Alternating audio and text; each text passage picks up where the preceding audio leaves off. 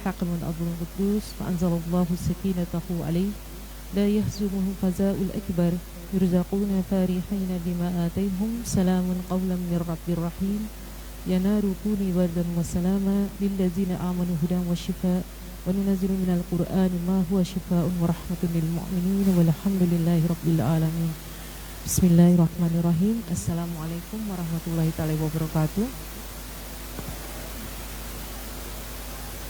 Alhamdulillah ya, bisa berkumpul akhirnya bertemu. Saya dengar ini kelas yang baru. Sudah berapa minggu di Jakarta? 2 minggu. Dan tadi kata Ustadz ini datang dari seluruh Indonesia, betul? Masya Allah. Saya dapat berkah apa pagi-pagi sudah ketemu orang-orang hebat ya dari daerah ya, Insya Allah. Barakallah. Ini nama-namanya Ustadz ya. Masya Allah. Dan saya izin pengen lihat dulu dari mana sih. Ada Jawa Timur, Wonosobo, betul? Oh, ada yang dari Wonosobo satu. Tempat yang indah ya. Dulu waktu saya S1 saya KKN-nya di sana. Jawa Tengah, Sulawesi Selatan. Oh, ada yang dari Sulawesi. Jawa Barat ada Sukabumi, Banjarnegara, Wajo. Oh, Sulawesi Selatan cukup banyak ya. Masya Allah. Bone. Oh, ada dari Sumatera Selatan, dari Ogan pula. Masya Allah. Cak mana kabarnya? Baik. Oke. Ada Sulawesi Selatan, Sulawesi Utara, Riau, Kepulauan Riau. Wonosobonya ternyata beberapa, Jombang, Masya Allah. Semarang, Mojokerto. Oh, ada orang Mojokerto. Baik, Alhamdulillah, Masya Allah. Tanselnya malah cuma satu ya Ustadz ya? Tangerang Selatannya cuma satu. Masya Allah. Baik, berarti kita ada pemerataan yang luar biasa hari ini ya. Semoga satu hari nanti dari Papua, dari yang lain juga sampai ke sini Insya Allah, dari Bima. Alhamdulillah, wa syukurillah. Assalamualaikum warahmatullahi ta'ala wabarakatuh. Wa ufawwidu amri ilallah innallaha basirun bil ibad. Astagfirullahalazim. Hari ini syukran kathiron Ustadz memberikan kepada saya waktu. Mungkin kita akan ngobrol dengan santai untuk sesuatu yang serius ya. Jadi teman-teman boleh dengerinnya sambil santai, tapi tolong dimaknai dan dimasukkan ke dalam kolbunya secara serius. Karena yang akan kita bicarakan adalah sesuatu yang sangat-sangat serius. Tetapi saya tidak mau teman-teman tegang. Yang fakir ini Astri, saya sehari-hari adalah kerjanya apa yang sedang mau kita jelaskan hari ini. Karena saya kerjanya di redaktur sebuah majalah sains yang nilai-nilai Islamnya sangat kental di dalamnya. Jadi majalah kita itu majalah yang mengangkat tulisan-tulisan akademis. Jadi riset-riset para profesor, riset-riset para doktor yang kemudian kita jadikan tulisan populer. Tetapi kemudian kita dekatkan dengan nilai-nilai keislaman. Jadi harapan kita, orang-orang yang di luar, kita semua gitu, yang bukan di bidang-bidang tertentu di dalam riset-riset tersebut bisa menikmati jurnal-jurnal akademis itu, tetapi kemudian bisa mengambilnya menjadi sebuah penguatan bagi nilai-nilai kita sendiri, bagi keimanan kita sendiri. Makanya setiap hari memang mau tidak mau pekerjaan saya sangat merasa dirahmati oleh Allah karena pekerjaan saya mengharuskan saya melakukan apa yang dituliskan di depan itu. Jadi luar biasa, setiap hari saya bersyukur sekalipun rasanya tidak cukup gitu ya. Karena selalu saja saya mensyukuri nikmat ini. Kalau orang lain disuruh membaca mungkin banyak alasannya, kalau saya tidak punya alasan untuk tidak baca. Karena itu pekerjaan saya ya kan. Gimana saya mau bikin artikel populer dari jurnal ilmiah gitu kalau saya nggak baca, kan nggak mungkin gitu. Jadi alhamdulillah mungkin karena kefakiran saya, karena kejahilan saya, Allah memaksakan saya, membuat saya jabri iradah saya gitu ya. Jadi memaksakan kepada iradah saya agar saya terus berada di dalam perintah besar ini. Dan itu sesuatu yang sangat saya syukuri dan saat saya berikan sebuah tasyakur yang luar biasa gitu kepada Allah Subhanahu wa taala. Saya doakan teman-teman mendapatkan jabri iradah seperti itu gitu ya. Jadi kan kalau sudah begitu nggak ada alasan gitu. Tapi saya rasa sudah ada sekarang karena teman-teman berada di sebuah institusi yang luar biasa ini. Bersyukurlah dari mungkin ribuan orang yang bisa punya kesempatan ini, teman-temanlah yang ada di sini hari ini. Tidak pernah ada yang tasaduf kan, tidak pernah ada sesuatu yang kebetulan. Tapi segala sesuatu itu pasti tawafuk, ada yang mengatur, ada yang mengarahkan. Kenapa kita ada di sini dan kenapa saya di sini? Sudah 2 minggu di sini, sudah tanya pada dirinya kenapa teman-teman yang ada di sini? Kalau sudah tanya berarti 100-nya sudah tahu, sudah siap gitu ya, kenapa kita ada di sini. Bismihi subhana, bismillahirrahmanirrahim. Dengan kata bismillah, insya Allah kita sama-sama akan membahas sesuatu yang, kenapa judulnya saya beri kata bacalah dengan nama Tuhanmu yang menciptakan. Pasti teman-teman sudah hafal kan ayat ini? Karena membaca itu bukan sebuah materi untuk diperbincangkan, tetapi membaca adalah sebuah materi untuk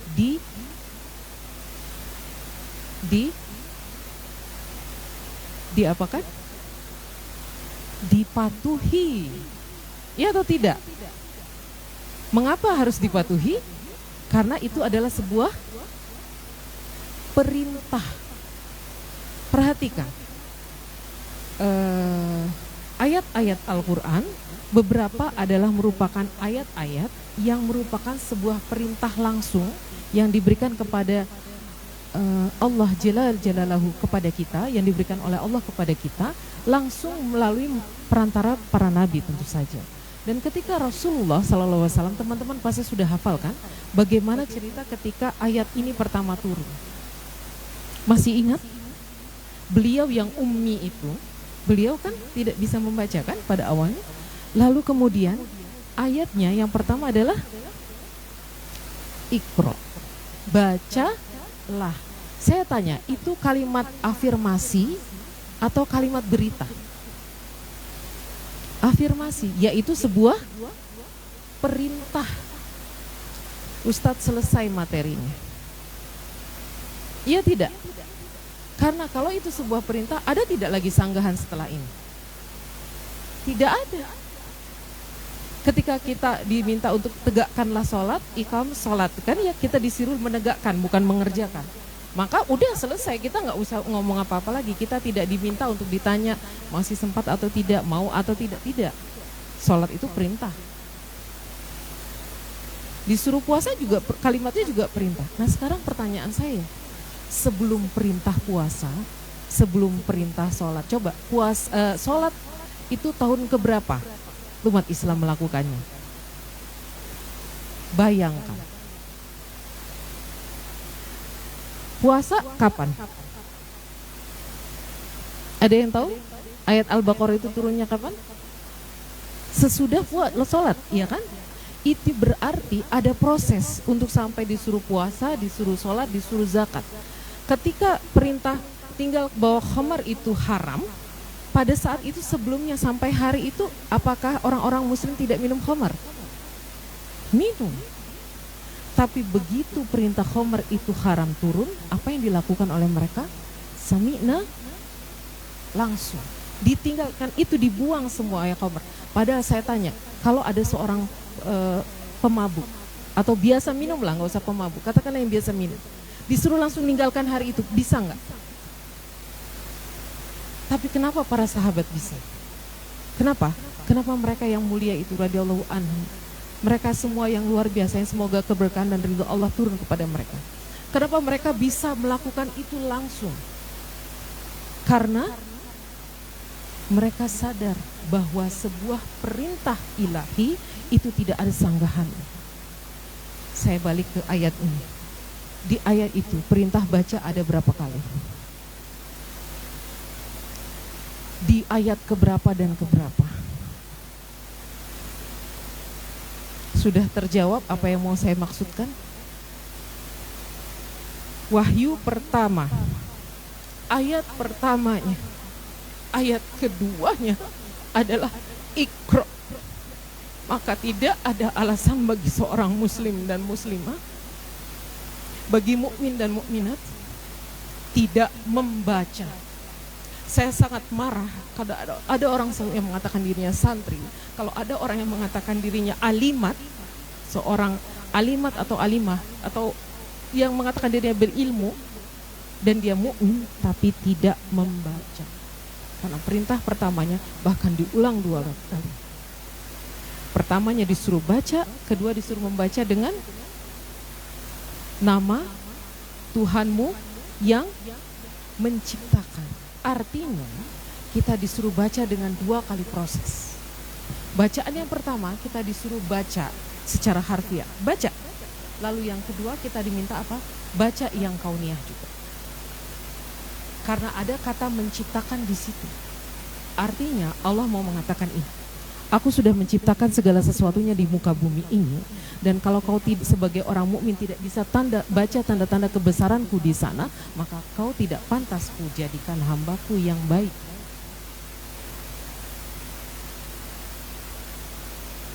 Sampai kalimat ini nanti teruskan teman-teman, silakan teruskan surat Al-Alaq ini.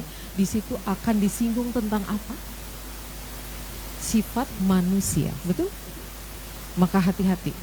Di situ ada sebuah penafsiran yang luar biasa dalam, bahwa karena perintah membaca ini sangat penting, dan manusia itu al-insian yang suka menyia-nyiakan. Kan namanya kita insan kan? Namanya siapa saya? Namanya adik sekarang siapa? Ummu. Tapi nama aslinya Insan kan? Nama saya Astri, nama asli saya Abdullah Insan. Tahu kenapa? Karena saya hamba Allah dan saya manusia. Maka kita adalah insan, orang yang suka menyanyiakan. Di dalam surat Al-Alaq itu disebutkan bagaimana sifat manusia itu. Maka sudah diperintahkan 2 kali, masih suka menyanyiakan, masih suka lupa dan lalai. Itulah tabiat kita. Yang harus dibaca tidak hanya kitab suci, walaupun itu sangat penting dan sangat-sangat utama bagi kita. Tentu saja saya merasa kehormatan berada di sebuah bait Al-Quran. Maka di sini semua orangnya harus bukan saja membaca, tapi berlomba-lomba membaca.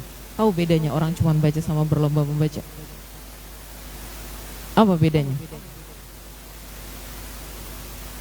Pernah lihat nggak? Kita baru selesai penutupan Olimpiade ya kemarin di Perancis. Pernah lihat nggak? Ada atlet Olimpiade pergi ke Perancis, tapi dia langsung lomba, sebelumnya nggak latihan. Kira-kira dikirim nggak?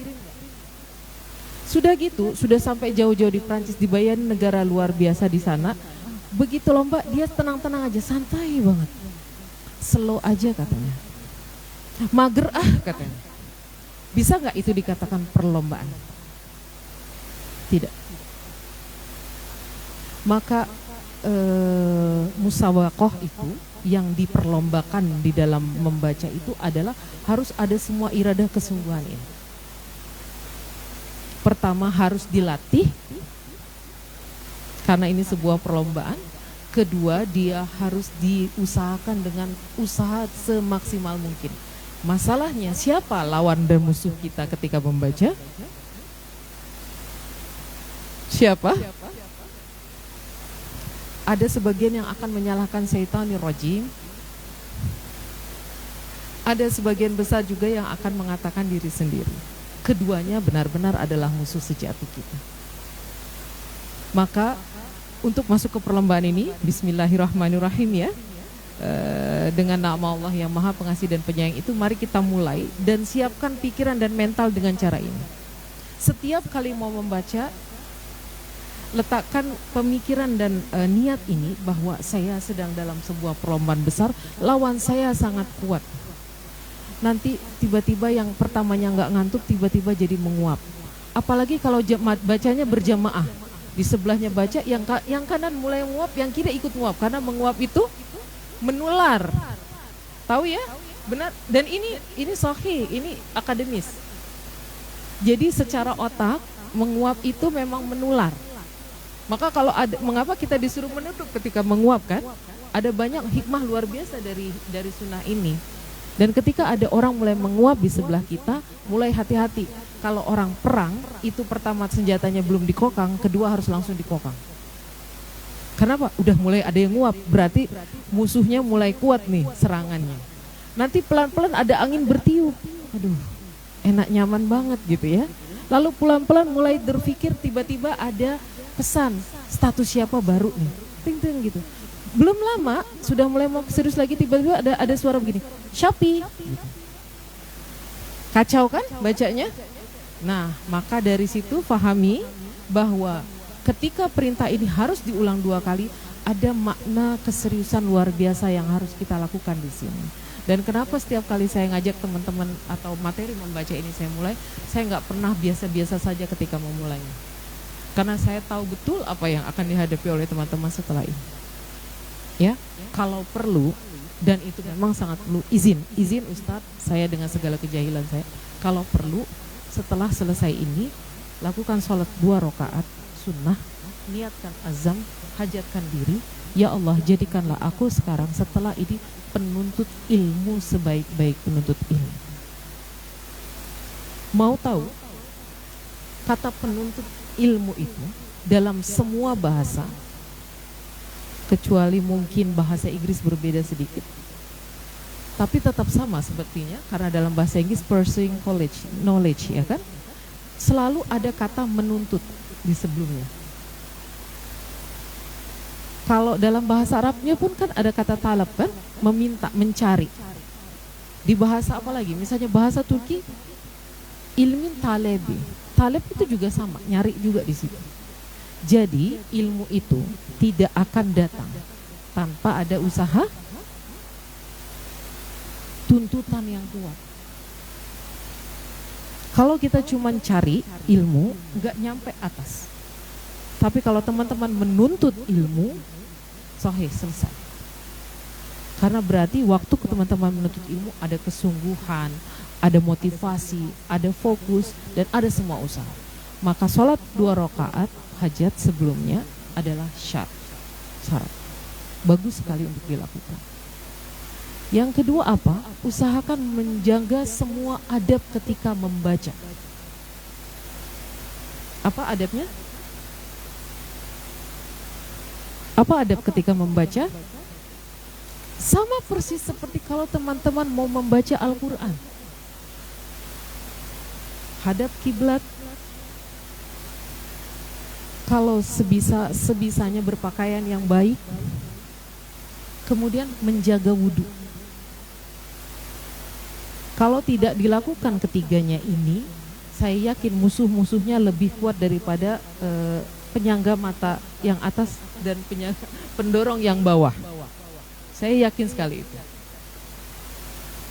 Ada sebuah kisah yang luar biasa ketika para penuntut ilmu itu selalu melakukan proses belajar, apalagi proses belajar membacanya dengan menghadap kiblat.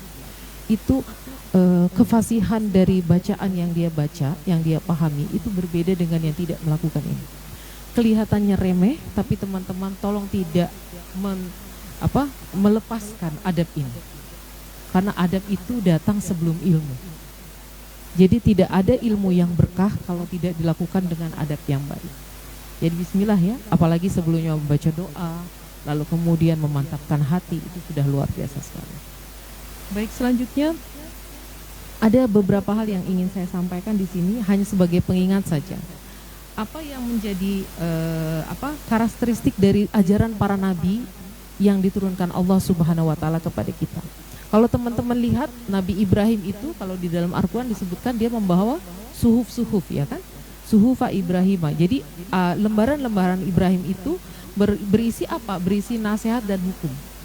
Maka karakteristik pada zaman Nabi Ibrahim alaihissalam pada saat itu agama itu berupa nasihat dan hukum. Lalu setelahnya ada 10 perintah Tuhan kepada Nabi Musa alaihissalam, ya kan, yang di Bukit Tursina itu. Maka 10 perintah itu di situ disebutkan tentang tatanan sosial, strata sosial. Maka karakteristik dari ajaran Nabi Musa adalah perbaikan strata sosial. Makanya kalau teman-teman perhatikan bagaimana pergi mereka mencari tanah dan sebagainya, itu karena isi perintah-perintah ajarannya adalah itu. Lalu bagaimana dengan Nabi Isa alaihissalam? Kita ketahui bahwa Nabi Isa alaihissalam dengan Injilnya itu memiliki kekhasan sifat santun, kasih sayang, cinta, sabar, kemudian mengobati, ya kan? Maka karakteristik agama pada saat itu adalah ini. Kenapa? Karena yang dibutuhkan pada saat itu. Biasanya, dan memang seperti itu hakikatnya, para nabi itu memiliki mukjizat yang memang dibutuhkan pada zamannya. Nah, sekarang kita kembali kepada yang sesungguhnya harus benar-benar kita bahas. Apa karakteristik dari ajaran Nabi Muhammad SAW? Ketika Nabi Muhammad SAW, apa yang masyhur di tanah Bakkah saat itu? Belum Mekah kan namanya? Masih Bakkah. Apa yang masyhur saat itu?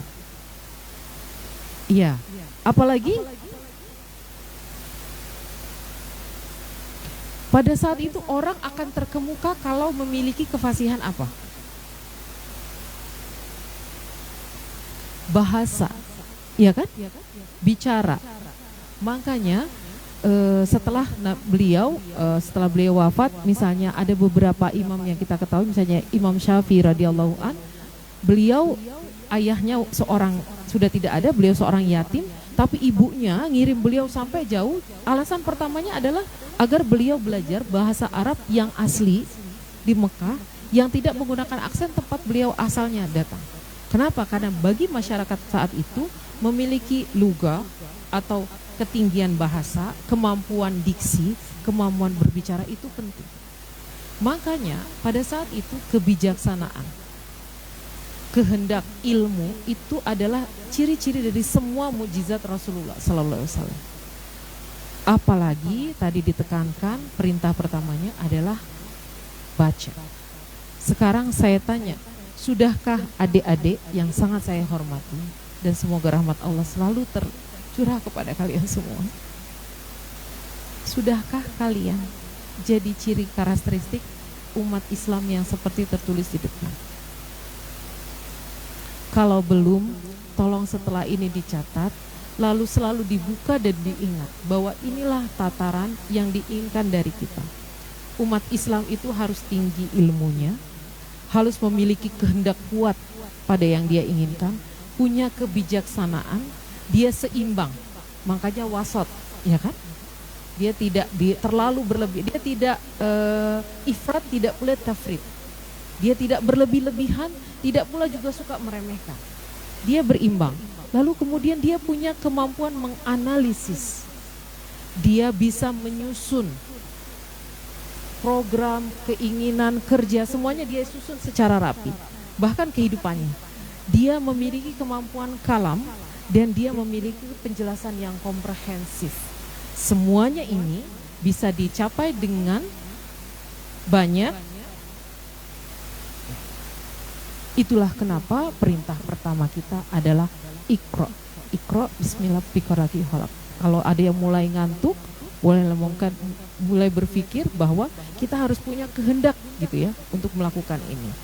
Dan insya Allah setelah ini kita mulai step-stepnya. Membaca itu punya kedudukan penting karena itulah derajat yang paling diinginkan dari seorang mukmin. Jadi kalau ditanya mukmin yang ideal itu adalah apa? Ya yang banyak membaca, yang ibadahnya bagus, banyak baca. Dua-duanya harus seimbang. Saya kasih contoh sedikit saja. Ini baru satu dari banyaknya bani-bani yang luar biasa pada masa kejayaan Islam. Yang saya angkat baru yang terjadi di Andalusia. Ini adalah saya minta teman-teman baca, lalu kemudian fikirkan apa yang terjadi saat ini, masa ini. Masa itu di Cordoba, kenapa ini yang saya angkat? Karena pada masa ini Eropa belum maju. Jadi teman-teman bisa membayangkan bahwa yang dikatakan masa kegelapan atau abad kegelapan itu tidak gelap bagi orang Islam. Itu gelap bagi Eropa, bagi Barat. Tapi bagi Islam justru terang benderang. Kenapa? Ini buktinya. Cordoba itu punya 60 istana, itu biasa saja kalau menurut saya, karena semua imperial pasti akan punya banyak istana, ya kan? Tapi yang luar biasa, dia punya 600 masjid, 700 pemandian umum. Kenapa saya tulis kalau teman-teman mau tahu? Kenapa kira-kira? Karena saat itu budaya mandi belum ada di masyarakat Barat. Makanya orang Barat pakai parfum. Paham ya sekarang? Tidak usah saya lanjutkan. Ya, karena budaya bersih taharah itu ada di tangan orang Islam. Lihat buku fikih. Bab pertamanya adalah maka orang Islam, simbolisasi orang Islam, percontohan orang Islam, teladannya orang Islam, para ustadz dan ustazahnya harus bersih. Karena pada masa kejayaan Islam kita punya sampai 700 tempat pemandian umum, di mana pada saat itu Barat belum memiliki. Sabun itu budaya orang Islam. Kita ada 17 universitas, saya tebalkan. Bayangkan, Cordoba itu tidak besar teman-teman. Kalau dibandingkan dengan Nusantara Indonesia, dia tidak terlalu besar. Tapi untuk tempat sekecil itu, pada masa kejayaannya, 17 universitas ada di sana. Dan semua scholarsnya atau para akademisinya yang datang tidak hanya dari negeri timur, tapi dari barat juga datang. Oleh karena itu, pada masa itu orang-orang barat berlomba-lomba belajar bahasa Arab. Dan orang-orang Islam berlomba belajar bahasa Yunani, Romawi, bahasa-bahasa saat itu belum bahasa Inggris namanya, tapi masih bahasa bawaan pertama dari Inggris, jadi yang sebelumnya, bahasa-bahasa Eropa. Kenapa? Karena pada saat itu terjadi kegiatan penterjemahan yang luar biasa hebat. Dari buku-buku, dari kitab-kitab, dari kebudayaan masa Yunani dan Romawi yang dibakar habis pada saat sebelum Renaissance. Maka kalau teman-teman baca sejarahnya ini asik sekali. Karena di situ teman-teman akan lihat betapa saat itu orang Islam itu benar-benar berada di dalam keilmuan dan semangat dalam keilmuan itu. Lanjutkan, berapa banyak perpustakaannya? Berarti bisa dibayangkan saat itu semua orang di Cordoba hampir semuanya bisa membaca dan menulis. Dan mereka bukan hanya bisa baca dan menulis, tapi terdepan dalam ilmu pengetahuan. Ini yang mau saya sampaikan. Sekarang, balikan ke masa sekarang. Jawab sendiri, pikirkan sendiri. Saya hanya akan tanya satu pertanyaan terakhir. Apakah kita terdepan dalam ilmu pengetahuan? Saya nggak dengar suaranya. Apakah kita terdepan dalam ilmu pengetahuan? Apa perintah pertama agama kita? Cocok? Tidak. Setelah ini, kalau masih ada yang merasa malas untuk membaca, maka malulah mengaku menjadi seorang muslim. Kalau saya yang fakir ini mulai malas mengerjakan tulisan-tulisan saya atau mulai malas membaca atau riset, saya selalu ingat ini dan membayangkan betapa sang Nabi itu akan sangat malu punya hamba seperti itu. Lawan terdepan kita jika adalah rasa kantuk, bisikan setan, baca status, terdepan di medsos, maka itu semua bisa kita hapus dengan kecintaan kepada sang Nabi Sallallahu Alaihi Wasallam dan mengingat beliau dan berpikir apa yang beliau inginkan dari umatnya. Umat seperti apa yang kira-kira masih akan punya wajah, punya hati dan kepala untuk meminta syafaat pada beliau kelak, ketika kita bahkan tidak bisa memenuhi perintah pertamanya, membaca. Ini saja. Pikirkan baik-baik setelah ini. Teori dan caranya gampang, teman-teman, baca dimanapun masih bisa. Tapi saya hanya berharap bahwa sesi pagi ini mengingatkan kita semua tentang pentingnya esensi membaca itu. Dan insya Allah ini saya kasih sebuah kalimat yang dituliskan oleh seorang pujangga besar negeri ini, yang dia malu melihat anak-anak bangsa ini adalah generasi nol buku yang rabun membaca dan pincang mengarang, menulis. Ini beliau tulis berdasarkan fakta. Ini faktanya. Dan ini yang saya tulis baru yang tahun 2016, karena slide ini slide lama. Kalau saya bergeser di tahun 2023, jadi teman-teman dari sejak tahun 2014, saya mengusahakan kelas-kelas seperti ini, hanya agar anak-anak Indonesia, generasi Indonesia, punya lagi semangat untuk membaca. Dan pada saat itu dari 61 list negara, negara kita berada di 60. Ada kebanggaan di situ? Tidak. Ada rasa malu? Harus. Kalau teman-teman malu melihat daftar ini, maka saya ingin mengatakan bahwa ini adalah cambuk bagi kita semua. Perhatikan data yang di bawahnya. Di Jepang itu 1 tahun 1 orang membaca 5 sampai 10 judul. Yang lebih dekat Malaysia 1 tahun rata-rata ya, ini ada yang lebih pastinya, ada yang kurang, tapi ini rata-rata. 1 orang 3 judul buku. Mau tahu statistik Indonesia? Sudah tahu atau bukit? 1 orang berapa judul buku sayang? Tidak sampai 1. Saya nangis baca status itu. Ini statistik dari BPS. Makanya sejak tahun 2014 saya azamkan diri saya untuk meningkatkan ini.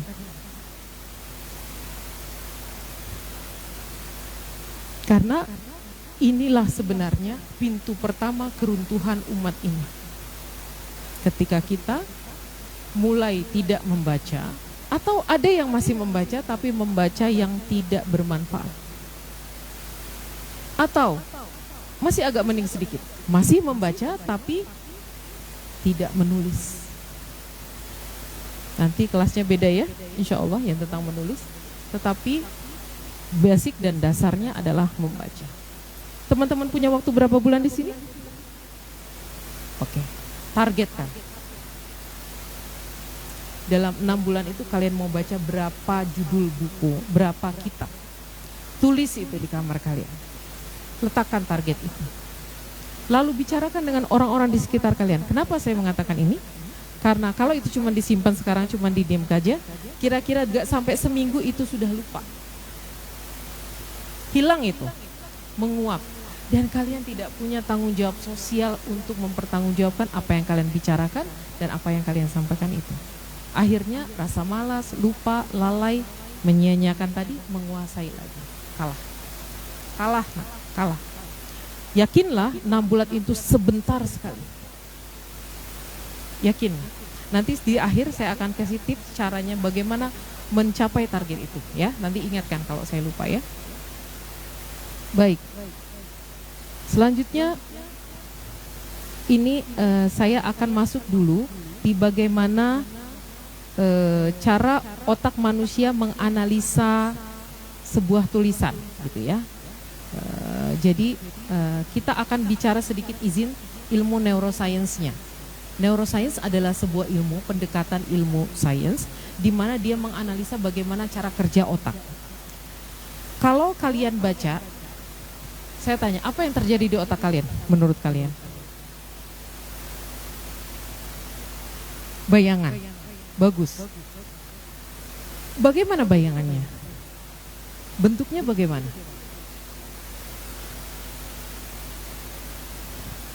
Menarik, secara ilmu neuroscience, otak itu menempatkan huruf dan kata yang kita lihat di depan itu seperti objek fisik. Saya kasih warna merah, tahu kenapa? Karena saya ingin teman-teman punya idrak, kesadaran bahwa karena otak memahami bacaan sebagai objek fisik, dia butuh organ mata. Kalau misalnya kalian pernah nonton film kartun, tiba-tiba langsung ada pemetaan gitu ya, semua sinyal-sinyalnya hidup, sinaps namanya yang ada di otak itu, sinaps-sinapsnya akan langsung tersambung satu sama lain. Bagaimana sinaps-sinaps itu akan saling terkoneksi, yang itulah kemudian menjadi mielin, yang itulah kemudian menunjukkan orang itu pintar atau tidak, jadi memori atau tidak, jadi pemahaman atau tidak, atau yang kita sebut sebagai komprehensi atau tidak, adalah kalau ada kerjasama antara mata dan tangan. Bukan nulis loh, kita lagi ngomongin baca. Lalu bagaimana hubungannya? Jadi di otak itu ada sebuah lanskap, pemetaan. Jadi seperti kalau teman-teman punya alat sensor, mau di atas pesawat, mau cari tempat, kalau sekarang kita pakai Google kan, Maps, teman-teman itu kan terhubung sebenarnya dengan satelit. Di satelit ada programnya yang dia menghubungkan dengan piranti teman-teman, akhirnya dia bisa nunjukin jalan. Teman-teman mau pergi kemana, bisa tahu, oh di situ macetnya 5 menit, kalau di situ 10 menit, kita diarahin ke yang dikit, ya kan? Sama persis seperti itu, bahkan lebih hebat, lebih luar biasa ada di otak kita saat kita baca. Permasalahannya, karena lanskap fisik itu penting bagi otak, maka membaca dengan bentuk fisik itu sangat berbeda dengan membaca dari objek screen. Itu yang tidak bisa dinafikan oleh manusia modern. Walaupun kita terus-menerus seringkali menjauhi ini. Tapi saya selalu akan bilang bahwa membaca yang benar, membaca dengan benar itu penting. Jadi dua-duanya penting ya, saya ulangin. Membaca benar itu penting, artinya yang dibaca bagus, cara bacanya bagus, tadi adabnya udah benar, posisinya benar, kalau secara fisik nggak boleh terlalu dekat kan seperti itu ya. Tapi membaca dengan benar itu juga penting. Artinya apa? Benar-benar membaca dari kitab mushaf itu sangat penting. Saya tanya, bisa nggak jadi seorang hafiz baca menghafalnya Ustadz lewat screen? Yakin nggak bisa? Kita akan bahas setelah ini, bisa, tapi tidak sebagus kalau pakai mushaf. Ingatannya tidak lama. Hafnya ada, fusnya banyak. Nanti jadi hafiz tapi cepat hilang. Gitu. Jadi hafal, kalau disuruh hafal sekitar ingatan pendek masih bisa. Tapi kalau agak lama, agak panjang itu akan lepas. Kenapa? Tidak ada pemetaan di otaknya, tidak ada landscape. Kenapa penghafal yang baik itu bisa hafal? Ayatnya ini di kanan sebelah atas, ayat ke ini di kiri bawah sebelah ini, ya kan? Itu menunjukkan otak kita punya kemampuan kecerdasan namanya spasial. Dan itu adanya di dua tempat. Kita punya bagian di otak namanya bagian broca, itu dia tempat yang berhubungan dengan semua yang namanya baca, bahasa, kemampuan bicara itu di bagian broca. Wernicke akan berhubungan dengan bagian broca. Nah, yang terpenting, yang paling depan, apa namanya? Prefrontal cortex. Jadi bagian korteks depan. Makanya teman-teman nanti lihat bayi baru lahir sama orang dewasa seusia kalian. Perbedaan besar otaknya di bagian mana? Depan salah satunya. Kalau otak reptil, izin ya, saya kasih gambar. Jangan diketawain, gambarnya pasti jelek. Ini ada depan, Wernicke itu di sini, lobus yang parietal di sebelah sini.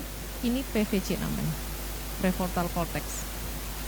Kalau reptil, yang dia lebih besar sistem limbiknya, otak depannya tipis, kecil.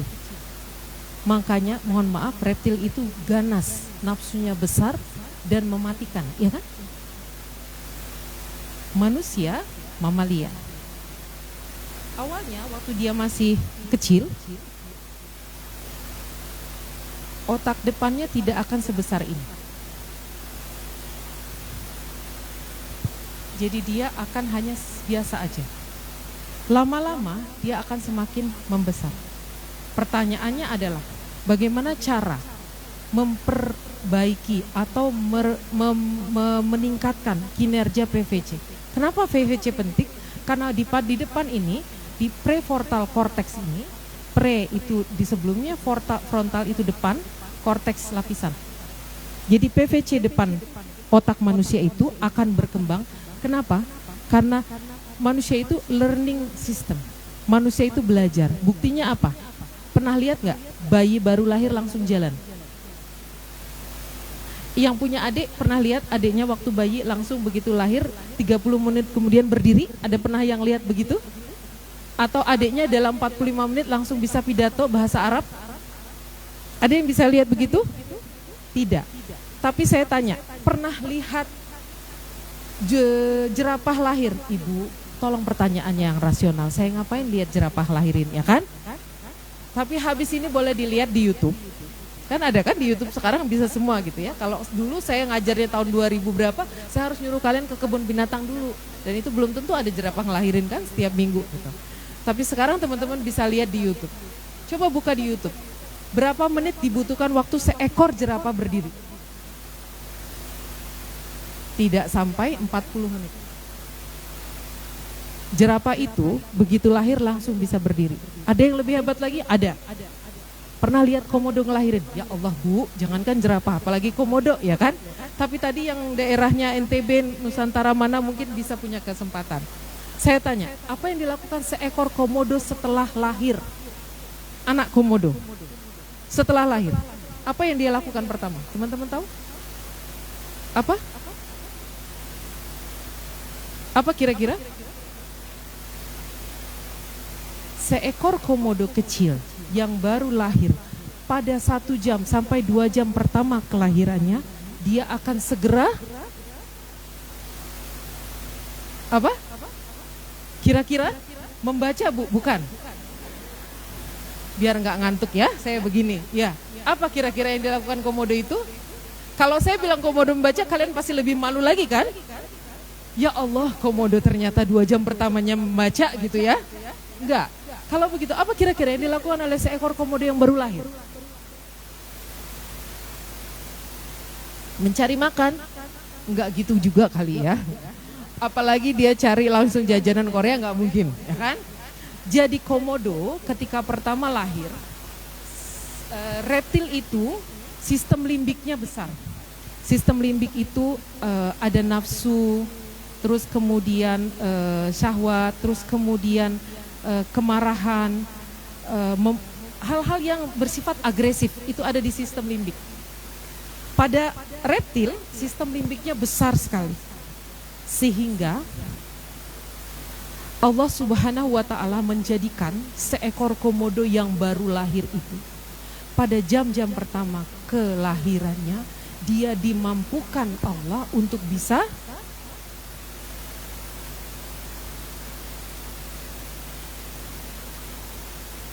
manjat naik ke atas pohon. Ngapain kira-kira menurut kalian? Dia nggak iseng kan? Baru lahir terus tiba-tiba langsung naik manjat pohon. Ngapain kira-kira? Kira-kira kenapa? Balik lagi ke sini. Karena ibunya memiliki bagian limbik yang sangat besar dan bagian prefrontal cortex sangat kecil, sehingga seekor induk reptil bisa memangsa anaknya sendiri. Maka Allah yang Maha Rahman dan Rahim itu, perhatikan kenapa kita disuruh baca, karena itu yang tadi saya bilang ayat kauniyah, saya minta teman-teman mempraktekannya dengan cara ini. Jadi cara baca yang komprehensif yang besar itu adalah ketika teman-teman lihat kauniyahnya, lihat di ayat di kitabnya apa. Allah yang Rahman dan Rahim itu mau menunjukkan keseimbangan luar biasa dari kehidupan kita di semesta ini. Walaupun ibunya punya sistem limbik besar, prefrontal cortexnya kecil, dia bisa memangsa seekor anak reptil, anaknya dimampukan untuk bisa lari tepat sesudah dia lahir. Saya mau tanya, apa yang terjadi pada manusia? Manusia itu waktu lahir, prefrontalnya kecil, limbiknya juga kecil. Dua-duanya kecil. Jadi bagian sininya kecil, bagian sininya juga tipis. Dia akan semakin membesar dengan apa? Ada yang bisa jawab? Bagaimana membesarkan bagian prefrontal cortex ini? Nanti kita bicara kenapa ini penting. Ada yang bisa jawab? Dengan belajar. Jadi begitu lahir kamu langsung belajar. Gimana? Boleh benar-benar gak apa-apa. Gimana caranya belajar? Boleh gak apa-apa. Ayo berani kritis. Jadi santri harus berani kritis. Bagaimana caranya kita belajar waktu masih kecil? Diajarin ibu. Ada impuls atau rangsangan dari orang-orang di sekitar kita secara benar. Beruntung orang yang punya ibu dan bapak. Makanya kenapa perintah menyayangi anak yatim itu luar biasa maknanya secara neuroscience. Karena anak yatim itu tidak punya sistem yang kuat untuk memperbaiki prefrontal cortex. Bu, apa yang terjadi kalau prefrontal cortexnya kecil? Ya persis tadi seperti reptil. Prefrontal cortex itu adalah sistem yang diberikan Tuhan Allah Subhanahu wa Ta'ala kepada kita agar kita punya moral, punya tepat cara-cara bagaimana kita mengatakan iya dan tidak. Kita tahu kapan membatasi sesuatu, kapan melakukan sesuatu dengan norma atau tidak. Terpenting kita punya kemampuan analisa. di bagian sini. Itulah kenapa hewan tidak punya bagian ini. Kalau nggak percaya, habis ini boleh dibongkar, tapi hewan kurban saja atau hewan yang boleh dipotong ya, jangan saling membunuh tanpa alasan gitu, nggak boleh. Ya, yang benar-benar aja gitu. Jadi apa gitu, mau masuk ke lab biologi, coba lihat kodok bagaimana Bu otaknya gitu. Ini bagaimana amfibi, bagaimana otaknya. Itu tampak karena ini nyata. Ini ilmu. Baca penelitian Profesor Wendy dari New York University tentang membaca atau skimming. Dan kemudian tentang kerja otak. Dia menuliskan bahwa salah satu yang menyebabkan kerja otak itu redup gitu ya, berkurang adalah tidak bersosialisasi, tidak membaca, tidak melakukan kegiatan spiritual, tidak berolahraga. Ya? Jadi, kalau kita sudah belajar di sini, kita sekarang paham, oh ternyata waktu saya baca itu sebenarnya saya sedang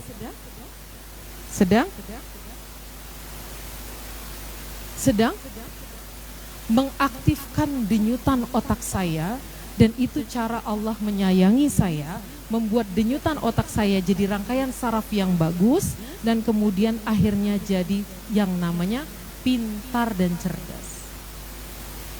Jadi itulah kenapa dimanapun copy paste itu tidak akan pernah membuat kita pintar. Ya? Tidak akan pernah. Kalau teman-teman punya mimpi suatu hari jadi scholar muslim yang sampai di luar negeri, hentikan dari sekarang kebiasaan copy paste. Saya ngomong ini dengan sangat serius, karena di luar negeri itu sesuatu yang sangat memalukan yang paling sering dilakukan orang Indonesia. Ini penelitiannya, aktivitas denyutan pada rangkaian syaraf itu, apalagi pada seorang anak yang masih berkembang prefrontal cortexnya, akan meningkat ketika dia berlatih bahkan menulis huruf dengan tangan. Lebih hebat lagi, denyutannya akan semakin rumit kalau hurufnya semakin rumit. Jadi kalau waktu kecil dulu belajar bahasa Arab, belajar bahasa Cina, belajar bahasa Jepang, bersyukurlah. Apalagi bisa nulis Arab, nulis kanji, nulis hiragana, katakana, bersyukurlah. Pasti cerdas sekarang. Lalu kemudian bagaimana membaca itu membantu menajamkan ingatan? Ternyata ini ada sebuah penelitiannya dari Marianne Wolf di sebuah Bloomington University kalau tidak salah. Di situ dilihat bahwa membaca itu membuat pikiran kita jadi lebih tajam. Jadi bayangkan, tidak ada satupun perintah Allah Subhanahu wa Ta'ala yang tidak membuat kita jadi lebih baik, ya kan? Sholat itu adalah satu-satunya gerakan secara agama, spiritual, yang ternyata dia bisa memperbaiki fungsi otak. Jadi ada satu bagian fungsi otak yang oksigen hanya pergi ke sana dengan posisi sujud yang benar. Ada satu bagian di otak yang bisa keluar sumbatannya dengan posisi apa? Teman-teman tahu tidak? Menarik sekali di penelitiannya. Dengan posisi itu loh, kalau kita ngambil air itu apa namanya? Waktu wudhu, ya. Ketika kita istisya itu, kita ada menarik suatu, ada gerakan, maaf ya, seperti itu kan. Lalu kemudian kita keluarkan. Saat itu kita keluarkan, ada sumbatan di satu bagian otak yang bisa dibersihkan. Jadi itu bukan semata-mata bersihin hidung, tetapi selalu ada makna luar biasa dari semua perintah-perintah ini. Otak lebih punya, ini yang terjadi waktu kita baca buku ya, buku. Saya lagi-lagi sebutinnya buku mushaf. Jadi ketika kita membaca sebuah buku atau mushaf, apa yang terjadi? Otak itu punya lebih waktu untuk berpikir. Jadi ada seperti tombol pause-nya di otak. Bedanya kalau kita baca dari screen itu tidak ada kok mekanisme itu. Kenapa Bu? Kalau ditanya lagi, karena tidak ada koordinasi antara tangan megang dengan mata. Oh Bu, berarti baca yang benar itu ditaruh atau dipegang? Dipegang. Bahkan kalau mau ditaruh boleh, misalnya seperti ini ya, izin. Misalnya begini, teman-teman tetap begini. Jadi tetap pegang barisannya itu dengan jari. Karena selalu ada koordinasi antara saraf di tangan dengan mata dan bagian analisa di bagian wernik dan lobus di bagian otak yang menghubungkan tentang membaca itu. Jadi Kalaupun teman-teman mau pegangnya begini, berarti tetap begini. Dan yang menarik, nanti saya liatin gambarnya. Waktu kalian megang begini, waktu megang buku begini, misalnya bayangkan saya nggak pegang mic ya.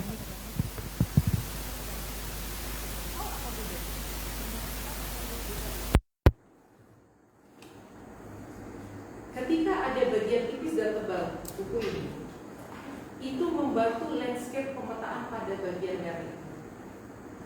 Jadi ketika pernah waktu khatam Al-Quran, waktu pegang di sininya masih tebal, dengan ketika di bagian kanannya sudah mulai tipis, ada perasaan beda nggak di kepala? Jujur, ada kan? Itu saintis, itu ilmiah. Jadi waktu teman-teman pegang mushaf begini, waktu pertamanya, anggap aja pertama saya pegang ini kan tipis kan, masih bagian sini. Pasti di dalam ada pesan yang dikirimkan ke neuron otak. Para simpati kita mengirimkan pesan ke sinaps-sinapsnya mengatakan bahwa panjang ya. Kalau semangatnya bagus, kalau adabnya bagus, kalau fokusnya bagus, kalau niatnya bagus, kalian punya semangat paling tinggi di sini. Salah kalau tidak ada wudhunya, tidak ada fokusnya, tidak ada niatnya, pasti di bagian sini kan sudah banyak banget. Kan begitu ya? Jadi itulah tadi kenapa saya lama sekali waktu jelasin adab. Karena ini semua berhubungan. Psikologis membaca itu tidak sesederhana yang kita bayangkan. Bahkan izin suara ini merangsang prefrontal cortex kita. Ini yang tidak ada kalau kalian bacanya dari sini. Bu, kan itu pakai tangan juga. Bisa diklaim begitu kan? Pakai tangannya gimana? Kan begini bu. Ya enggak? Ini dilakukan penelitian. Dilakukan penelitian pada anak-anak balita yang memegang iPad, lalu kemudian melakukan ini sembarangan. Apakah rangsangan ujung saraf tangannya memiliki koneksi yang sama kepada otak seperti kalau dia misalnya pegang pena lalu begini? Walaupun bentuk hurufnya tidak terbukti, hanya coret-coret saja, tapi dia pegang pena. Ternyata berbeda. Yang begini-begini tadi karena dia mengenai layar, dan ternyata layar itu menunggulkan saraf. Ini listrik kan? Percaya nggak di tangan kita ada listrik? Percaya nggak di tangan kita ada listrik? Kenapa? Buktinya? Saya nggak purpose kalau dijawab. Strom. Pernah kesetrum? Baik, karena dia salah satu konduktor, ya kan? Kenapa kalau kita misalnya pegang satu, kalau takut kesetrum, kalau basah bisa kesetrum? Itu satu. Kedua, kenapa laki-laki lawan itu tidak boleh saling berpegangan? Karena itu. Kalau listrik itu kena, selesai. Jadi di tangan kita ada listrik yang dia akan menghubungkan kerjanya ke otak. Saat kita bersentuhan dengan layar, dengan posisi ini, tumpul. Itu tidak terjadi pada mushaf. Tapi tidak berarti penjelasan saya ini membuat kalian jadi punya alasan. Bu, itu kitabnya nggak ada, adanya cuma ada di PDF. Itu, jadi saya nggak baca itu. Kata Bu Astri nggak boleh. Itu juga bukan alasannya. Ya, ketika mengharuskan, selalu anggap bahwa teknologi adalah sebuah cara keluar, kedua alternatif setelah yang pertama tidak. Ada orang partus atau melahirkan dengan cara normal, tapi ada orang partus melahirkan dengan cara sesar. Saya tidak menghujat yang sesar. Kenapa? Pada proses tertentu kelahiran sesar itu adalah rahmat. Bayangkan kalau ibunya preeklamsia, tensinya tinggi. Bayangkan kalau bayinya besar, jalan keluarnya kecil. Itu semua selamat, keselamatan secara medis itu benar. Tetapi yang salah adalah orang nggak ada prediksi medis, tiba-tiba langsung minta melahirkan sesar. Itu yang salah. Sama seperti baca buku. Saya tanya, boleh nggak saya larang kalian punya pisau di rumah? Setelah ini tidak boleh ada pisau di rumahnya masing-masing. Saya bilang begitu, boleh tidak? Kenapa? Kan pisau juga berbahaya. Jawabannya sama. Tergantung siapa yang memegang pisau itu, apa niatnya, dan bagaimana menggunakan. Jadi piranti ini saya tidak menghujatnya. Saya butuh setiap hari saya bawa. Saya pakai setiap hari. Tetapi saya tidak selalu terikat dengannya. Tidak juga mau menjadi budak. Dan saya tidak melupakan kebutuhan otak saya untuk memegangnya. Ini yang saya. Jadi kalau teman-teman ingin turun stresnya, detak jantungnya lebih bagus, kemudian jaga fungsi punya relaksasi baik, ini adalah relaksasi terbaik Ustaz. Jadi jangan jadikan kegiatan membaca sebagai kegiatan belajar, tapi jadikan kegiatan membaca sebagai kegiatan relaksasi santri. Penelitiannya ada. Membaca 4 menit, mendengarkan musik 4 menit, menonton film 4 menit, dan kemudian melakukan hal lain 4 menit. Ternyata yang paling bagus menurunkan tensi, memperbaiki ritme jantung, membuat otak relaksasi adalah membaca dan olahraga. Jadi selesai ya pembahasannya. Saya tidak punya lagi alasan yang lain bahwa orang mengatakan, "Bu lagi stres, jadi aku nggak boleh banyak-banyak baca." Kebalik, kalau kamu sangat stres banyak-banyak baca.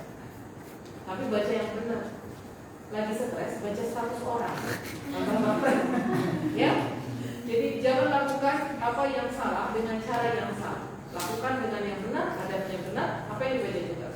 Apa yang berbeda saat kita baca dari kertas dan layar? Sekali lagi kita analisis. Pertama, cara otak punya waktu untuk menganalisa tanaman. Tadi yang kita baca panjang lebar ya. Jadi karena otak kita punya cara sistematis untuk menganalisa, kita membutuhkan juga cara yang sama. Otak punya waktu pause, space. Jadi waktu kita membalik buku itu sebenarnya kita lagi space. Nanti saya ajarin tahapan membaca. Di situ saya mau ajarin ke teman-teman kapan bikin jeda ke otak sehingga jeda ke otak punya kemampuan analisis nanti. Kemudian otak itu punya waktu sempat untuk memetakan.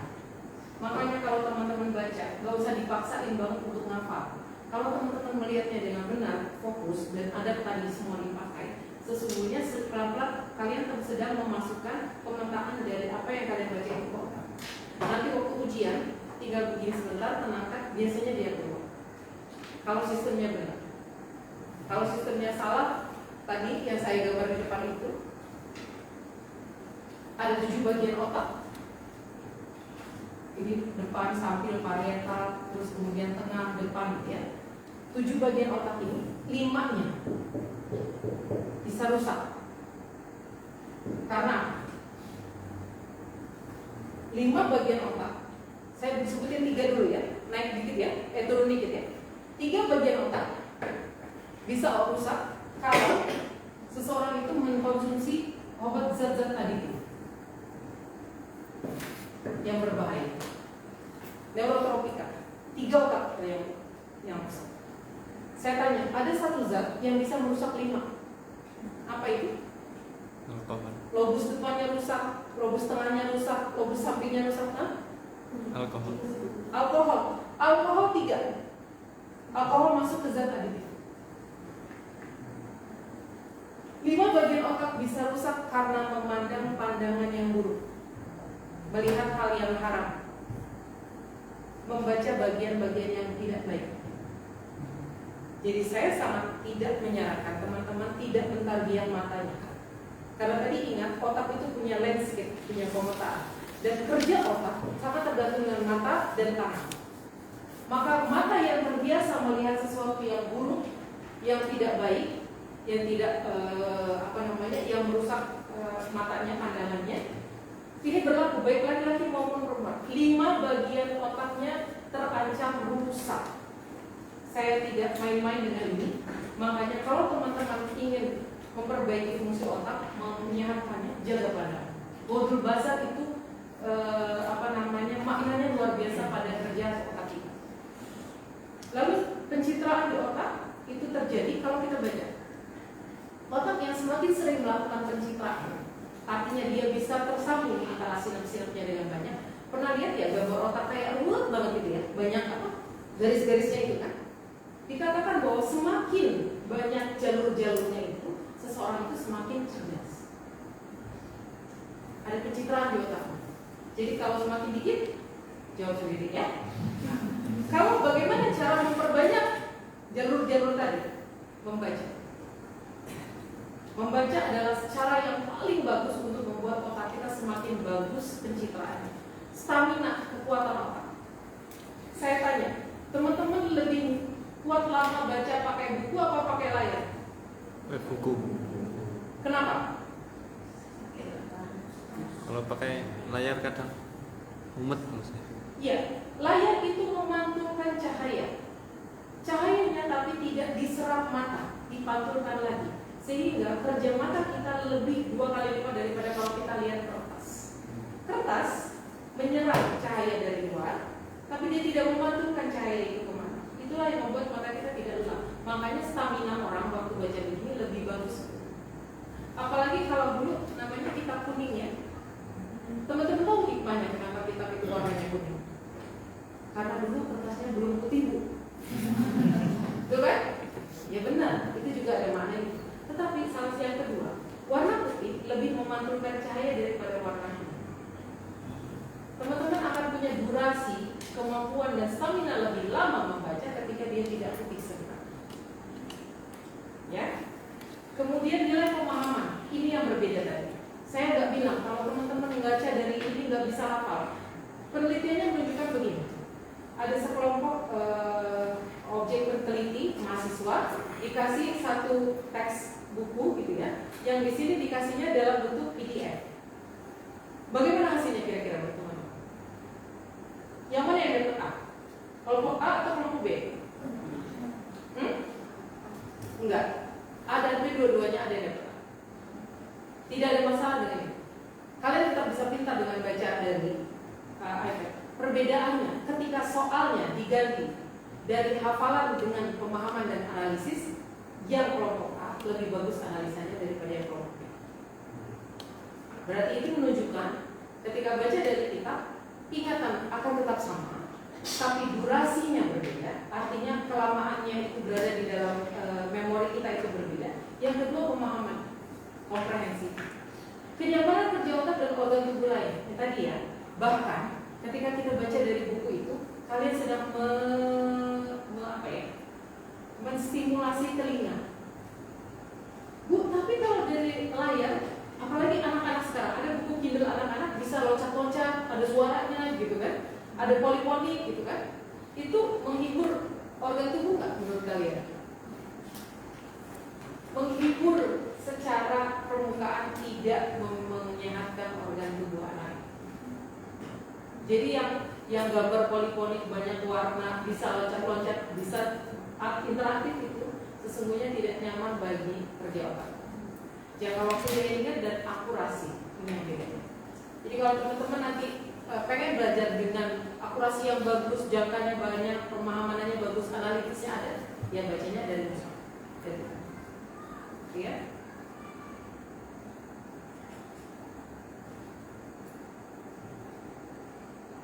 Ini secara analisisnya. Jadi kalau kita baca itu ada proses perjalanan. Jadi seperti kalian mencari jalan pergi ke sebuah tempat ini. Dan bayangkan Rasulullah SAW memberikan sunnah yang luar biasa tentang pemetaan spasial ini. Saya waktu baca hadis itu begitu bangganya dan begitu masya Allah kagum kepada beliau SAW karena beliau betul-betul memikirkan bagaimana spasial otak itu dimaksimalkan. Coba ingat, ada hadis tentang kita kalau pergi ke suatu tempat, pulangnya disarankan oleh Rasulullah ke jalur yang sama atau beda? Kenapa? Ya karena hadisnya begitu, Bu. Namanya terserah. Kalau hadisnya begitu, harus begitu. Terlihat kaumnya dan kaumnya jalan. Ketika kita melakukan perjalanan ke satu tempat, saya tadi pergi dari rumah ke sini. Saya pergi, saya memetakan habis dari sini saya mau belok kanan. Habis dari belok kanan saya tunggu di lampu merah itu sebentar, lalu nanti belok kiri lagi, lalu bundaran belok sini. Sampai saya pergi, sebenarnya otak saya itu kerja. Bu, beneran sampai begitu. Saya kasih contoh lain bagaimana kerja otak yang habis ini kalian paham bagaimana otak itu melakukan spasial. Pernah nggak pergi ke sebuah tempat ramai, lalu kemudian ada orang, apa kabar Rani gitu. Terus kita diam lama. Siapa ya namanya orang ini? Dia tahu nama aku, tapi aku lupa nama dia, gitu ya. Terus, tapi gak enak kan? Jadi bahasa sini, iya baik, apa kabarnya kamu? Tapi sepanjang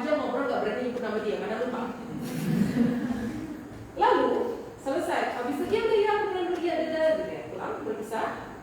Kalian pulang ke rumah sudah ke itu ganti pakaian, sudah mungkin sholat, sudah ambil wudhu segala macam. Udah lupa mungkin tiba-tiba pas lagi duduk minum teh, ya Allah namanya itu si Desi. Pernah ingat begitu? Atau nggak pernah kan? Pernah ingat begitu? Apa yang terjadi pada otak kita sebenarnya? Inilah yang disebut sebagai kemampuan memori dan spasial otak. Jadi di dalam otak itu ada sebuah sistem yang dia nyari-nyari. Ada kotak memori yang dia itu dicari oleh sistem listrik tadi.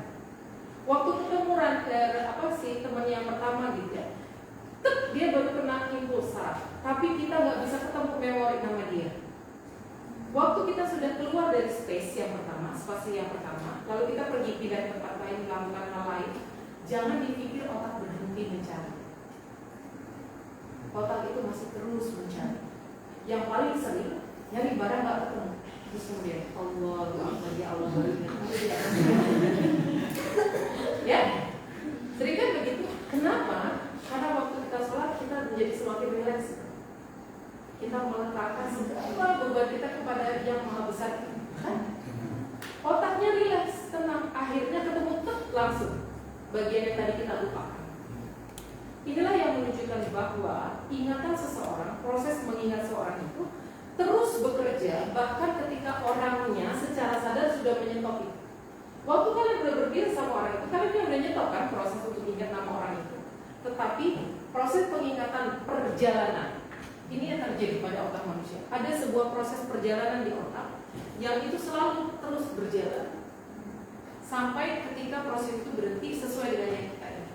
Bu, gimana kalau nggak ingat-ingat? Gimana kalau nggak ingat-ingat? Apa yang terjadi pada otak? Kira-kira apa yang terjadi pada otak ketika kalian ingin sekali ingat sesuatu tapi tidak ingat-ingat? Hah? Iya, ada penyumbatan dan masalah nih. Ada sampah di memori otak kalian. Sebagaimana sampah di rumah nggak dibuang, dia membusuk bau, dia bikin masalah. Orang-orang yang sampah di otaknya masih banyak harus dibersihkan. Karena saya kasih angkanya 99%, 90% dan 10%. Mana yang memori atas sadar, mana yang memori bawah sadar? Berapa persen memori atas sadar? 10. Yang memori bawah sadarnya 9. Memori bawah sadar adalah sebuah sistem mekanisme luar biasa dari Allah yang diberikan kepada kita, dan sesungguhnya dia tidak pernah lupa. Memori bawah sadar itu tidak pernah lupa, walaupun manusia yang lupa. Dia akan keluar dalam bentuk apa, Bu? Dia nanti keluar dalam bentuk penyakit, fobia, ketakutan, kecemasan. Dia keluar dalam bentuk itu. Jadi orangnya sudah lupa. Aku nggak tahu sih. Aku kalau lihat karet kenapa ya gini? Aku nggak ngerti. Ada kan orang begitu ya? Mungkin dia dulu waktu kecil pernah mengalami itu, tetapi dia tidak ingat. Maka ini hati-hati bahwa kerja otak itu sebagai sebuah pemetaan. Kertas dan tinta memantulkan cahaya, tidak memantulkan cahaya, dan komputer dan tablet yang memancarkan cahaya, gitu ya. Jadi ketebalan bagian halaman juga persis tadi. Jadi makanya bagi seorang hafiz itu, kalau dia pegang mushaf dan dia merasa udah mau dekat gitu ya, di belakang itu ada endorfin, dopamin keluar semua di cairan otaknya yang bagus. Neurotransmitter otaknya kerja dengan bagus sekali. Makanya luar biasa proses hafiz itu dengan kerja otak itu berbanding lurus dengan kecerdasan. Karena pemicunya bagus. Sekarang kita masuk ke materi utama dari tips membaca cepat dan membaca yang benar. Oke. Oh, break dulu. Oke. Atau saya kira saya boleh pulang dulu nggak? Baik, kita break dulu. Silakan berapa menit, Ustaz? Boleh 10 menit. Baik. Kalau teman-teman mau ada yang direnungkan jadi pertanyaan, nanti bisa sampaikan juga. Baik, siap. Terima kasih banyak atas perhatiannya.